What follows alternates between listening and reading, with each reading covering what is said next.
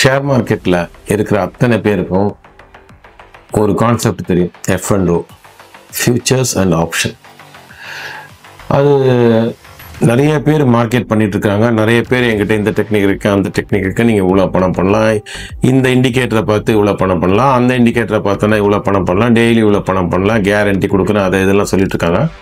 But what NSE and SEBI says is that 90% of the people who trade in F&O are losing money. என்னன்னா F&Oல trade பண்ணால் 90% வந்து loss தான் வரும் அப்படின்றாங்க.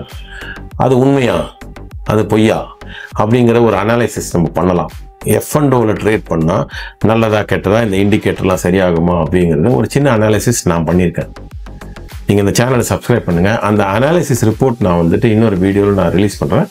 அப்போ உங்களுக்கு F&Oல ட்ரேட் பண்ணலாமா வேணாமா அப்படிங்கிற ஒரு தெளிவு பிறக்கும். அதுக்கப்புறம் உங்களுக்கு கிளாரிட்டி வந்துட்டு அப்புறம் நீங்களே வந்துட்டு அதில் பண்ணலாமா வேணாமா அப்படின்ற அந்த கான்ஃபிடென்ஸே உங்களுக்கு வரும். அது வரைக்கும் கொஞ்சம் பொறுமையாக இருங்க. ஓகேங்களா? நன்றி, வணக்கம்.